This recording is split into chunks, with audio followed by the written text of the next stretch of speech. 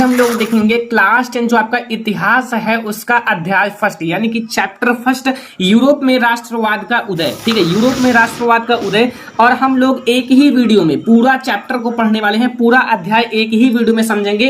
तो इस वीडियो को लास्ट तक देखना, वीडियो को लाइक कर देना, अगर चैनल पर नए हैं तो सब्सक्राइब कर लेना। तो पूरा आप लोगों का एनसीईआरटी पर आधारित है। तो इसमें हमारा जो पहला टॉपिक है उसमें है राष्ट्रवाद। ठीक है, राष्ट्रवाद क्या होता है ये हम लोग समझेंगे। तो राष्ट्रवाद जो होता है ना, वो राष्ट्र के प्रति निष्ठा, जो राष्ट्र होता है राष्ट्र के प्रति निष्ठा, उसकी प्रगति, ठीक है, उसकी प्रगति और उसके सभी नियम, जो उनके सभी नियम हैं, आदर्श को बनाए रखना ही क्या कहलाता है, राष्ट्रवाद कहलाता है। तो राष्ट्रवाद आपको समझ में आ गया कि राष्ट्र के प्रति जो आपका निष्ठा है, निष्ठा, उसकी प्रगति और उसके नियम आदर्शों को बनाए रखना ही क्या कहलाता है बच्चा पार्टी, राष्ट्रवाद कहलाता है। तो राष्ट्रवाद अगर आपसे कोई पूछे तो आप लोगों को ये डिफिनेशन देना है। अब अगर आप लोग राष्ट्रवाद समझ गए तो एक माइंड में आप लोगों का क्वेश्चन आता होगा राष्ट्र क्या है।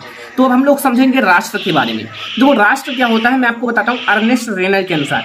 अर्नेस्ट रेनर जी ने क्या कहा था कि आपका जो समान भाषा, जिनकी भाषा जो है समान है, नस्ल धर्मों से बने क्षेत्र को राष्ट्र कहा जाता है।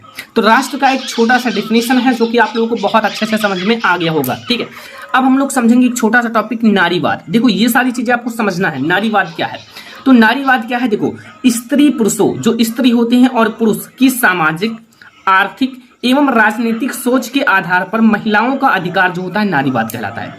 आप लोग ये समझो जो महिलाओं का अधिकार होता है वही नारीवाद कहलाता है। ठीक है, नारीवाद आपको समझ में आया। जैसे स्त्री है, पुरुष है, तो स्त्री और पुरुष की सामाजिक, जो आपका सामाजिक है एंड आर्थिक एवं राजनीतिक सोच के आधार पर, ठीक है, राजनीतिक सोच के आधार पर जो महिलाओं का अधिकार है वो क्या कहलाता है, नारीवाद कहलाता है। ठीक है, तो यहां से आपको ये समझ में आ गया कि नारीवाद क्या है। ठीक है, तो नारीवाद आपको यहां समझ में आया कि जो महिलाओं का अधिकार है, जो महिलाओं का अधिकार है, स्त्रियों का अधिकार है, वही हमारा नारीवाद कहलाता है। तो ये हमारा है नारीवाद। और हम लोग एक बहुत ज्यादा इंपॉर्टेंट चीज इस चैप्टर का समझने वाले हैं, स्टेट जर्नल। स्टेट जर्नल क्या है ये समझो ध्यान से।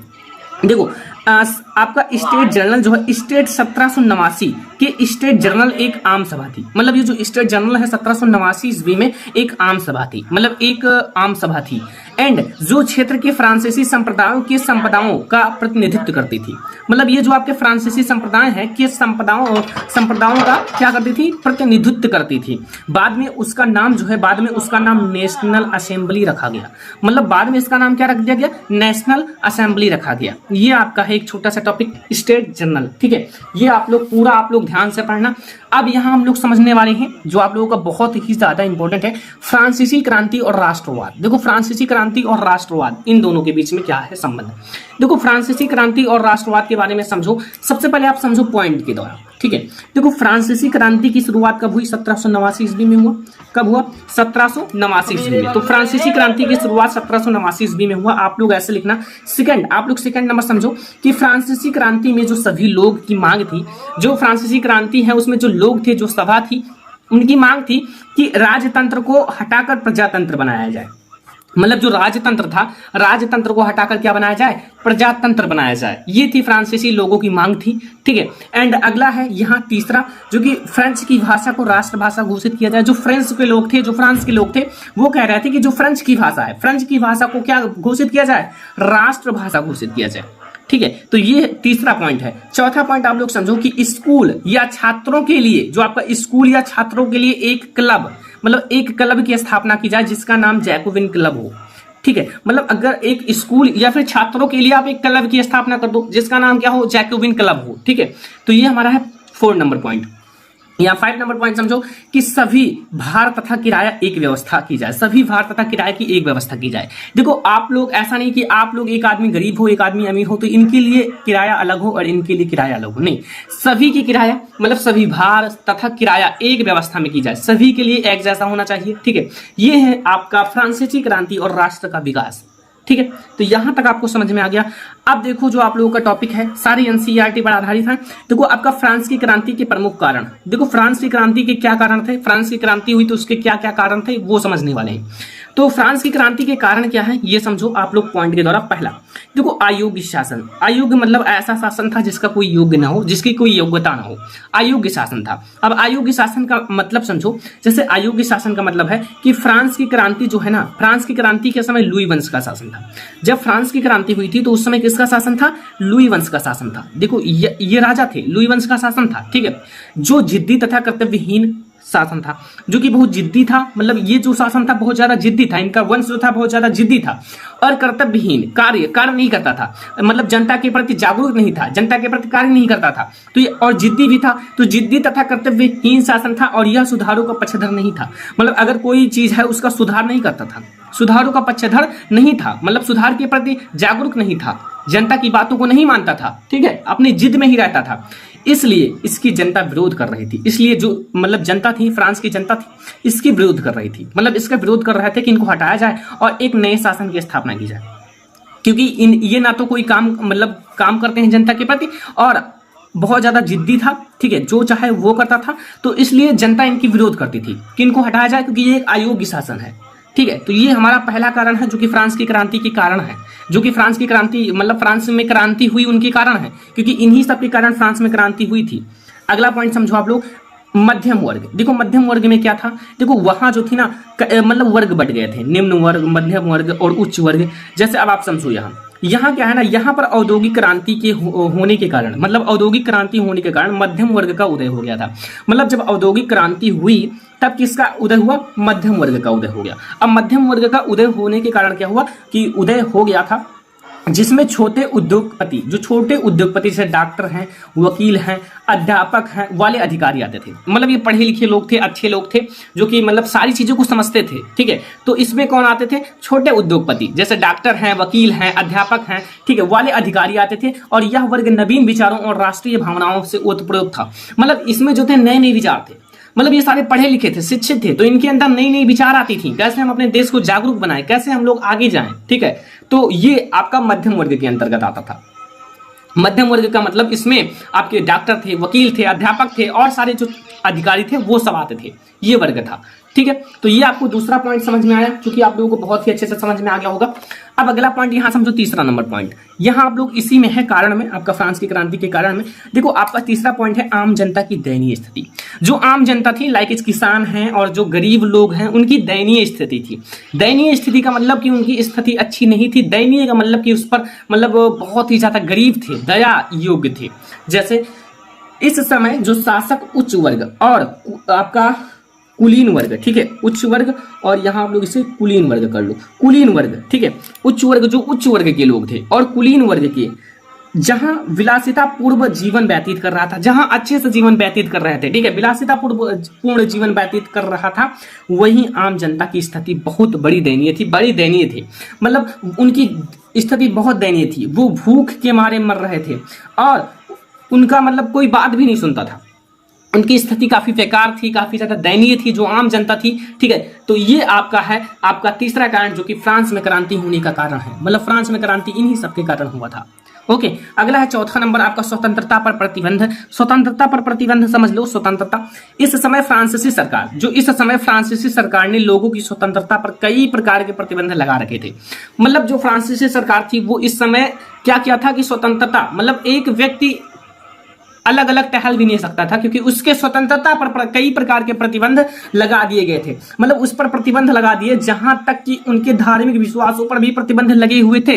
मतलब उनके धार्मिक विश्वासों पर भी प्रतिबंध लगे हुए थे, जैसे उनके धार्मिक विश्वास, पूजा करना एंड ऐसे बहुत सारे धार्मिक विश्वास थे जिस पर भी प्रतिबंध लगा दिया था फ्रांसीसी सरकार ने। तो ये सब काफी गलत हो रहा था और यही सब कारण है जिसके कारण क्या हुआ, फ्रांस में क्रांति हुई। फ्रांस में क्रांति के यही सब कारण है। तो ये आप लोग ध्यान रखना, ये आपके कारण है फ्रांस में क्रांति होने के कारण। तो ये आपको 4 पॉइंट याद रखने हैं, जो कि बहुत ही ज्यादा आपको आसान लगा होगा। तो ये सारा आप नोट कर लेना, ठीक है। ये हमारा है चौथा नंबर पॉइंट। अब हम लोग समझेंगे नेपोलियन का शासन। मतलब नेपोलियन के शासन में क्या हुआ, नेपोलियन के आने के बाद क्या हुआ, ये हम लोग समझने वाले हैं। तो नेपोलियन का शासन ध्यान से समझना, ये सारा बहुत ही ज्यादा इंपॉर्टेंट है, एनसीईआरटी से आपका सारे टॉपिक्स हैं। तो यहाँ आप लोग पहला समझो नेपोलियन के शासन में, जब नेपोलियन फ्रांस पर अपना शासन चलाया, जब नेपोलियन जो है, नेपोलियन जब फ्रांस में आए और फ्रांस में अपना शासन चलाया, तो क्या हुआ, तो प्रजातंत्र को हटाकर राजतंत्र की स्थापना की गई। मतलब जो प्रजातंत्र है उसको हटाकर राजतंत्र की स्थापना की गई, ठीक है। और यहाँ आप लोग देखो दूसरा नंबर पॉइंट कि कानून के सामने सबको बराबर अधिकार रखना। मतलब अगर कानून के सामने चाहे जो हो, चाहे उच्च वर्ग के हो, चाहे निम्न वर्ग के हो, चाहे आम आदमी हो, सभी का क्या होगा, बराबर अधिकार होगा। सभी का बराबर अधिकार होगा। तो ये भी आपका समझ में आएगा कि कानून के सामने सबको बराबर अधिकार रखना, ये है नेपोलियन का शासन। मतलब ये सारी चीजें जो है ना नेपोलियन के शासन में हुआ था। ओके, अगला है तीसरा, संपत्ति के अधिकार को आपका सुरक्षित बनाया। ठीक है, जो आपका संपत्ति का अधिकार है उसको क्या किया, सुरक्षित किया, सेफ किया। ओके, अगला देखो यहाँ चौथा नंबर पॉइंट है कि भू दासवत्व और आपका जागीरदारी शुल्क को मुक्त किया। जो भू दासवत्व है और जागीरदारी शुल्क को क्या किया, मुक्त किया, उन सबको मुक्त किया, उनके जो शुल्क है उनको मुक्त किया, मतलब फ्री कर दिया। ओके, एंड यहाँ देखो अगला है पांचवा कि सभी वर्ग को समान रखना, मतलब सभी वर्ग को समान रखना। ओके, यहाँ आपका यहाँ सबसे अच्छा काम है कि सभी वर्गों को समान किया गया। तो ये सारी काफी अच्छे चीजें थी जो कि नेपोलियन के शासन में किया गया था, ये सारी चीजें। ठीक है, तो नेपोलियन का शासन, ये आप लोगों का कुछ पॉइंट्स हैं जो आप लोग नोट कर लेना। अब यहाँ हम लोग आगे जो समझने वाले हैं वो बहुत ज्यादा इंपॉर्टेंट है, नेपोलियन द्वारा किए गए सुधार। देखो जो नेपोलियन थे, नेपोलियन के द्वारा कौन कौन से सुधार किए गए थे वो सारी चीजें हम लोग समझेंगे। तो नेपोलियन आप लोगों को समझ में आ गया, कुछ पॉइंट्स जो मैंने आगे समझा दिए। अब समझो नेपोलियन द्वारा जो किए गए सुधार। देखो नेपोलियन बोनापार्ट विश्व के महानतम व्यक्तियों में से एक था। जो नेपोलियन बोनापार्ट है ये विश्व में महानतम व्यक्तियों में से एक था, मतलब काफी महान व्यक्ति थे। उसके असाधारण कार्यों और आश्चर्यजनक आपका विजयों ने 1799 ईस्वी से 1815 तक संपूर्ण यूरोप को प्रभावित किया। निम्नलिखित सुधार हुआ, मतलब इन्होंने यूरोप को प्रभावित किया और बहुत सारे सुधार भी किए। कौन, आपके जो नेपोलियन बोनापार्ट हैं, विश्व के महानतम व्यक्तियों में से एक हैं, और उन्होंने 1799 ईस्वी से 1815 ईस्वी तक संपूर्ण यूरोप को प्रभावित किया और कई सारे अच्छे अच्छे सुधार भी किए। तो इसलिए आप लोग इनके जो सुधार हैं वो मैं आपको बताने वाला हूं। तो ये आप लोग ध्यान से समझना। पहला सुधार हम लोग देखेंगे शासन संबंधी सुधार। देखो शासन संबंधी सुधार बहुत ज्यादा इंपॉर्टेंट है। देखो शासन, सभी का शासन बराबर होना चाहिए। ऐसा नहीं कि जो गरीब लोग हैं वो दबे रहें, उनका कोई कानून ना सुने, और जो उच्च लोग हैं, अमीर लोग हैं, उन्हीं का केवल अधिकार हो, ऐसा ना हो। शासन संबंधी सुधार। नेपोलियन ने शासन व्यवस्था को व्यापकता और कार्य क्षमता के सिद्धांतों पर आधारित थी। सभी को समान शासन दिया, मतलब नेपोलियन ने सभी को समान शासन दिया, चाहे वो जिस वर्ग के हों, सभी का शासन समान रहेगा। ठीक है, ये है पहला जो नेपोलियन द्वारा किया गया सुधार था, वो है आपका शासन संबंधी सुधार। ठीक है, तो ये आप लोगों को समझ में आ गया कि नेपोलियन ने शासन व्यवस्था को व्यापकता और कार्य क्षमता के सिद्धांतों पर आधारित थी और सभी को समान शासन दिया। अगला पॉइंट है हमारा आर्थिक सुधार। जो आर्थिक सुधार किए गए, नेपोलियन ने पेरिस में, जो पेरिस है, पेरिस में बैंक ऑफ फ्रांस, जो बैंक ऑफ फ्रांस की स्थापना कराई, मतलब बैंक ऑफ फ्रांस की स्थापना कराई। तो देखो बैंक की स्थापना हुई तो मजदूरों का जो वेतन है वो निश्चित किया, मतलब जो मजदूर हैं उनका वेतन निश्चित किया गया। अब जब उनका शासन था तो उसमें मजदूरों को काफी ज्यादा दिक्कत होता था, पैसे भी नहीं मिलते थे जब आगे का शासन था लुई वंश का। अब यहाँ क्या किया गया कि मजदूरों का वेतन जो है निश्चित किया गया कि सभी मजदूरों को इतना वेतन दिया जाएगा और जो काम करेगा इतना वेतन दिया जाएगा। अच्छा खासा वेतन भी था और सभी को मतलब एक निश्चित वेतन दिया जाएगा। ठीक है, और चोर बाजारी सट्टेबाजी को समाप्त किया। जो चोर बाजारी है, जिसमें मतलब चोर बाजारी था एक, और सट्टेबाजी, जो सट्टेबाजी लगाते थे सट्टे, तो उनको समाप्त कर दिया गया, उनको समाप्त किया गया। और हाँ, नई नई चीजों की आविष्कार किया गया, जैसे यहाँ बैंक ऑफ फ्रांस की स्थापना की गई, मजदूरों का वेतन निश्चित किया गया कि इतना ही वेतन मिलेगा और सभी को बराबर मिलेगा, और चोर बाजारी सट्टेबाजी को समाप्त कर दिया गया। ये है आर्थिक सुधार। ये सारे आर्थिक सुधार किए गए थे किसके द्वारा, नेपोलियंस के द्वारा। जब नेपोलियन इस पर शासन किया था, नेपोलियन ने इन सब का सुधार किया। ठीक है, अगला पॉइंट है धार्मिक सुधार। ऐसे हेडिंग्स डालना है। ठीक है, धार्मिक सुधार, ऐसे आप नोट बना लो और इसको आप याद करो। देखो जब आप डेली याद करोगे अभी से तो आप लोगों को काफी अच्छा याद भी हो जाएगा। ठीक है, तो धार्मिक सुधार में क्या है कि नेपोलियन ने अपने देशवासियों, जो उनका देशवासियों को धार्मिक स्वतंत्रता प्रदान करने का प्रयत्न किया। देखो उन्होंने आर्थिक सुधार भी किया और धार्मिक सुधार भी किया। जैसे धार्मिक सुधार, नेपोलियन ने अपने जो देशवासी हैं, जो उनके देशवासी हैं, उनको धार्मिक स्वतंत्रता प्रदान करने का प्रयत्न किया। जैसे धार्मिक का मतलब वो अपने धर्म के अनुसार सब कुछ कर सकें। ठीक है, उनके धर्म में कोई रोक नहीं होगा, उनके धर्म में कोई रोक नहीं होगा, वो अपने धर्म के अनुसार चाहे जो करें। ठीक है, तो ये हमारा है धार्मिक अनुसार, धार्मिक सुधार। वो धार्मिक सुधार भी बहुत सारे किए थे। अगला है शिक्षा सुधार।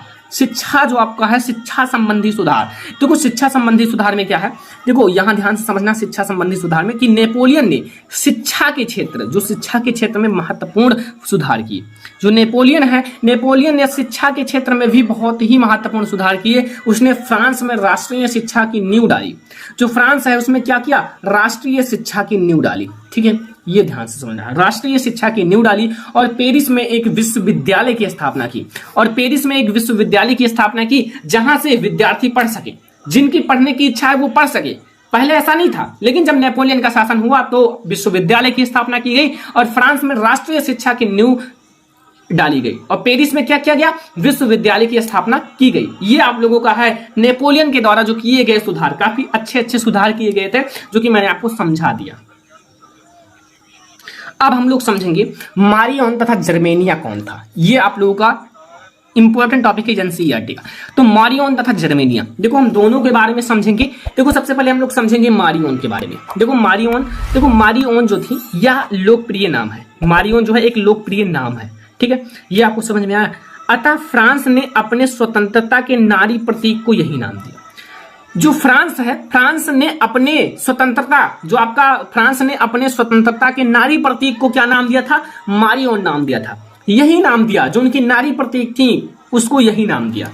और इन्हें चिन्ह स्वतंत्रता व गणतंत्र के प्रतीक, जो आपका इन्हें चिन्ह स्वतंत्रता व गणतंत्र के प्रतीक लाल टोपी, तिरंगा और कलगी थे, ठीक है। इनके चिन्ह जो थे स्वतंत्रता व गणतंत्र के प्रतीक कौन कौन थे, लाल टोपी, तिरंगा और कलगी थे। और मारियन की प्रतिभाएं हैं, ठीक है, वो कहाँ, आपके चौराहे और अन्य महत्वपूर्ण स्थानों पर लगाए गए। मतलब इनकी जो छवि है, प्रतिमाएं हैं, ठीक है, उनको कहाँ लगाया गया, चौराहे और अन्य महत्वपूर्ण स्थान पर लगाया गया। मतलब इनका काफी अच्छा प्रचार प्रसार किया गया मारियन का। तो ये मारियन का टॉपिक आपको समझ में आ गया। ये है मारियन के बारे में, ठीक है। अब हम लोग समझेंगे जर्मेनिया देखो आपका जर्मन से है, तो जर्मेनिया नाम आपको समझ में आ रहा होगा, जर्मन से है। यह जर्मन राष्ट्र की नारी रूपक थी। मतलब वो कौन थी, मारियन कहाँ की थी, फ्रांस की नारी रूपक थी। और ये जो है जर्मेनिया, वो है जर्मन राष्ट्र की नारी रूपक थी। मतलब जर्मेनिया जर्मन राष्ट्र की नारी रूपक है। और यहाँ देखो चचूस अभिव्यक्तियों में वह वलूत वृक्ष के पत्तों का मुकुट पहनती थी। किसके, वलूत वृक्षों के पत्तों का क्या पहनती थी, मुकुट पहनती थी। क्योंकि जर्मनी में वलूत वीरता का प्रतीक है। मतलब वलूत है उसको वीरता का प्रतीक माना जाता है, ठीक है। उसने हाथ में जो तलवार पकड़ी हुई थी, उस पर भी यह लिखा हुआ था, वही लिखा हुआ था, ठीक है। तो ये हमारा है आपका मारियन तथा जर्मेनिया, यही लिखा हुआ था कि वलूद जो है वीरता का प्रतीक है, यही लिखा हुआ था कि उसने हाथ में जो तलवार पकड़ी हुई थी उस पर भी क्या, यह लिखा हुआ था। ये हमारा है मारियन तथा जर्मेनिया के बारे में। काफी आसान सा टॉपिक है जो कि आप लोगों को बहुत अच्छे से समझ में आ ही गया होगा। तो ये हमारा है मारियन तथा जर्मेनिया। अब हमारा है इटली का एकीकरण, ठीक है। देखो इटली का एकीकरण आप लोग समझो, मैं आपको एक एक पॉइंट के द्वारा समझाता हूं इटली का एकीकरण, ठीक है। पहला पॉइंट समझो कि 19वीं सदी के मध्य, जो 19वीं सदी है उसके मध्य इटली 7 राज्यों में विभाजित हो गया। ध्यान रखना, इटली कितने राज्यों में विभाजित हो गया, 7 राज्यों में। अब जब इटली इतने राज्यों में विभाजित हो गया तो क्या हुआ, इटली का एकीकरण हुआ। मतलब 19वीं सदी की बात है, 19वीं सदी के मध्य में इटली 7 राज्यों में विभाजित हो गया था। दूसरा पॉइंट समझो यहां कि 1830 ईस्वी के दशक में जोसेफ मेंजनी, कौन है यहां ध्यान से समझना, जोसेफ मेंजनी ने एकीकृत गणतंत्र के रूप में इटली के एकीकरण का प्रयास करना प्रारंभ किया। कौन, जोसेफ मेंजनी ने, ठीक है। जोसेफ मेंजनी जो है वो एकीकृत गणतंत्र के रूप में इटली को एकीकृत करने का प्रयास प्रारंभ किया। ये हमारा है दूसरा नंबर पॉइंट।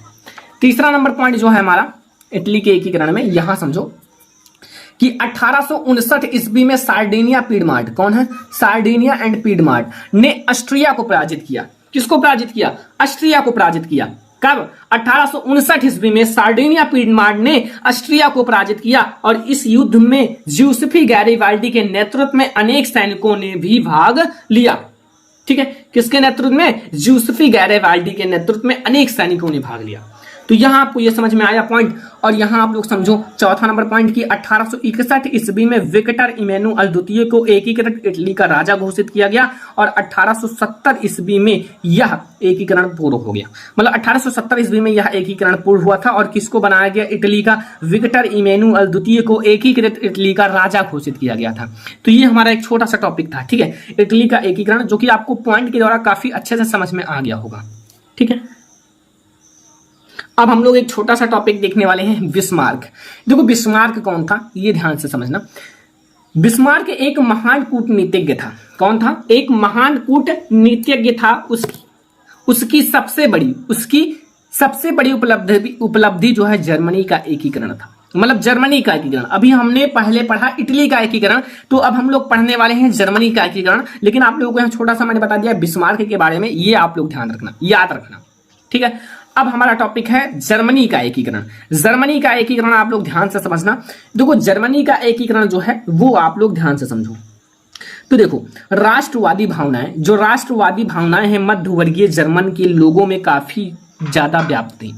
मतलब जो राष्ट्रवादी भावनाएं हैं, राष्ट्र के प्रति जो आपका गुस्सा है, राष्ट्रवादी भावनाएं मध्यवर्गीय जर्मन लोगों में काफी व्याप्त थी। उन्होंने 1848 में जर्मन महासंघ के विभिन्न इलाकों, ठीक है, जर्मन महासंघ के विभिन्न इलाकों को जोड़कर एक निर्वाचित संसद द्वारा शासित राष्ट्र राज्य बनाने का प्रयास किया था। क्या किया था? जो आपका 1848 में जर्मन महासंघ के विभिन्न जो इलाके हैं, जैसे छोटे छोटे इलाके हैं, उनको जोड़कर क्या किया? जोड़कर एक निर्वाचित संसद द्वारा शासित राष्ट्र राज्य बनाने का प्रयास किया। मतलब एक राष्ट्र राज्य बनाने का प्रयास किया। ओके, प्रयास किया था और राजशाही और फौज की ताकत ने मिलकर दबा दिया। मतलब जो वहां के राजा थे, राजशाही और फौज की ताकत, जो उनकी फौज थी, जो ताकत थी, उनको मिलाकर क्या किया? दबा दिया। और उसके बाद प्रसा ने राष्ट्रीय एकीकरण के आंदोलन का नेतृत्व संभाल लिया। उसके बाद क्या किया? प्रसा ने राष्ट्रीय एकीकरण के आंदोलन का नेतृत्व संभाल लिया और उसका मुख्यमंत्री ऑटो वन बिस्मार्क जो इस प्रक्रिया का जनक था। इसका मुख्यमंत्री कौन था? ऑटो वन बिस्मार्क था, जो कि इस प्रक्रिया का कौन था? जनक था। थोड़ा आगे आप लोग और टॉपिक समझो इसी में, जिसने इसी का आपका आगे है जर्मनी के एकीकरण में ही, जिसने प्रसा की सेना और नौकरशाही की मदद ली। जिसने प्रसा की सेना जो है और नौकरशाही की मदद ली और 7 वर्ष के दौरान ऑस्ट्रिया, डेनमार्क और फ्रांस से 3 युद्धों में प्रसा की जीत हुई। मतलब 3 जो आपके ऑस्ट्रिया है, डेनमार्क है और फ्रांस को 3 युद्धों में प्रसा की जीत हुई और एकीकरण प्रक्रिया पूरी हो गई। मतलब जो इसके एकीकरण की प्रक्रिया है वो पूरी हो गई। और जनवरी 1871 में हुए एक समारोह में प्रसा के राजा विलियम प्रथम को जर्मनी का सम्राट घोषित किया गया। कब घोषित किया गया? 1871 में। कब? 1871 में एक समारोह में प्रसा के राजा विलियम प्रथम को जर्मनी का सम्राट घोषित किया गया। ये आपको समझ में आ गया आपका जर्मनी का एकीकरण। तो आप लोगों को जर्मनी का एकीकरण और इटली का एकीकरण दोनों समझ में आ गया होगा। अब यहां आप लोग समझो ब्रिटेन का एकीकरण। इसी में आपका एक टॉपिक है ब्रिटेन का एकीकरण। तो ब्रिटेन के एकीकरण में हम लोग पहला पॉइंट समझेंगे कि ब्रिटेन साम्राज्य में अंग्रेज, वेल्स, स्कॉट जैसे ढेर सारा समाज था जिसे नृजातीय कहते हैं। क्या कहते हैं? नृजातीय। ठीक है, तो ब्रिटेन क्या था? साम्राज्य में अंग्रेज, वेल्स, स्कॉट जैसे ढेर सारा समाज था जिसे नृजातीय कहते हैं। दूसरा पॉइंट समझो, औद्योगिक क्रांति के बाद ब्रिटेन की आर्थिक शक्ति बहुत ज्यादा बढ़ गई। मतलब जो औद्योगिक क्रांति हुई, तो औद्योगिक क्रांति के बाद जो ब्रिटेन है, ब्रिटेन की आर्थिक शक्ति जो है ना, उसकी आर्थिक शक्ति बहुत ही ज्यादा बढ़ गई, बहुत ज्यादा बढ़ गई। ठीक है, तीसरा पॉइंट समझो, कुछ साल बाद इसके अंदर आयरलैंड की भी जोड़ दिया गया। मतलब आयरलैंड को भी जोड़ दिया गया और ब्रिटेन एक नया राष्ट्र का निर्माण हुआ। ब्रिटेन जो है ना एक नए राष्ट्र का निर्माण किया। मतलब ब्रिटेन एक नया राष्ट्र निर्माण हुआ, ब्रिटेन एक नया राष्ट्र बन गया। ठीक है, तो इसमें किसको जोड़ दिया गया? आयरलैंड को। अब यहाँ आपको ये सारा चीज समझ में आ गया। तो यहाँ आपको ये माइंड में उठ रहा होगा कि नृजातीय क्या है। मतलब ब्रिटेन साम्राज्य में अंग्रेज, वेल्स, स्कॉट जैसे ढेर सारा समाज था जिससे नृजातीय कहते हैं। तो यहाँ एक टॉपिक आया नृजातीय। तो नृजातीय क्या है ये आप सोचे होंगे जरूर। तो नृजातीय का मैं आपको बता देता हूं आखिर है क्या।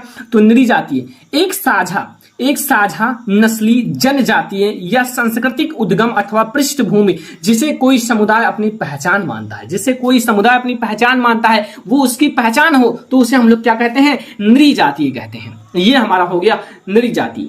तो ब्रिटेन का एकीकरण और नृजातीय आपको बिल्कुल अच्छी तरह से समझ में आ गया होगा, कोई कंफ्यूजन नहीं होगा। तो अब हम लोग समझेंगे जो आप लोगों का आगे है। आगे हमारा है निरंकुशवाद। देखो निरंकुशवाद के बारे में समझेंगे। निरंकुशवाद क्या है?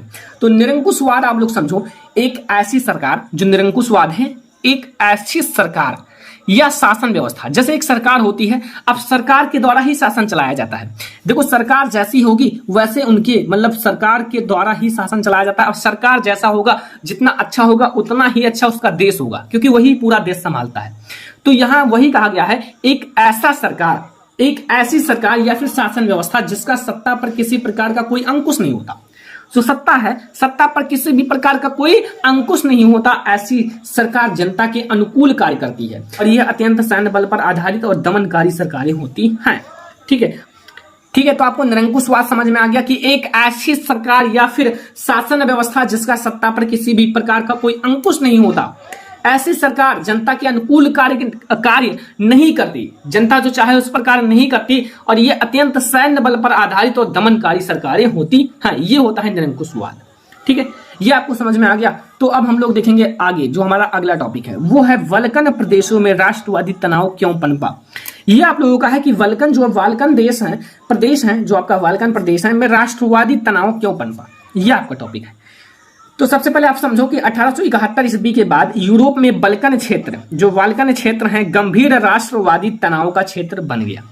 जो 1871 ईस्वी के बाद, कब 1871 ईस्वी के बाद यूरोप में जो वाल्कन क्षेत्र है गंभीर राष्ट्रवादी तनाव का क्षेत्र बन गया। जिनके निम्नलिखित कारण थे, इनके निम्नलिखित कारण है। जैसे पहला समझो, इस क्षेत्र की अपनी भौगोलिक व जातीय विभिन्नता थी। मतलब इस क्षेत्र की अपनी भौगोलिक व जातीय विभिन्नता थी। ठीक है, ये आपको पहला पॉइंट समझना है, तो ये आपको समझ में आ गया। दूसरा पॉइंट समझना है कि तुर्कों और इन ईसाइयों प्रजातियों के बीच मतभेदों के कारण यहां पर हालात भयंकर हो गए। कौन? तुर्कों, जो तुर्क लोग थे, तुर्कों और इन ईसाइयों प्रजातियों के बीच मतभेद के कारण यहां पर हालात भयंकर हो गए, इन दोनों के बीच मतभेद के कारण। अगला देखो, तीसरा नंबर पॉइंट है, जब आपका स्लाव राष्ट्रीय समूहों में स्वतंत्रता व राष्ट्रवाद का विकास हुआ तो तनाव की स्थिति और भी भयंकर हो गई।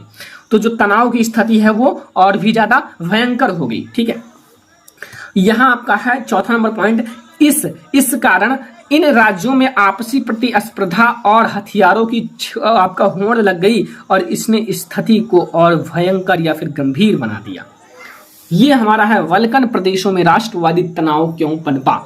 ठीक है, तो यहां से आपको मैंने इस चैप्टर में जितने भी टॉपिक्स थे मैंने आपको पढ़ा दिया। ठीक है, अब आप लोग यहां से समझ में आ गया कि आपका इतिहास का चैप्टर फर्स्ट है, यूरोप में राष्ट्रवाद का उदय। मैंने इसमें आपको पूरा चैप्टर यानी कि पूरा अध्याय एक ही वीडियो में बता दिया। अब देखो, आप इसी लेक्चर को पढ़कर आप पूरा अध्याय खत्म कर सकते हो, पूरा नोट्स बना सकते हो और आप लोग पहले चैप्टर को बिल्कुल समाप्त कर सकते हो। ठीक है, तो आई होप कि आपको ये वीडियो बहुत ही ज्यादा पसंद आया होगा। पसंद आया हो तो वीडियो को लाइक करना, शेयर करना अपने फ्रेंड्स के साथ, चैनल पर नया तो सब्सक्राइब करना और जल्द ही आप लोगों का चैप्टर 2 भी आने वाला है, जो कि आपका भारत में राष्ट्रवाद है। तो चलो फिर मिलते हैं नेक्स्ट चैप्टर में, तब तक के लिए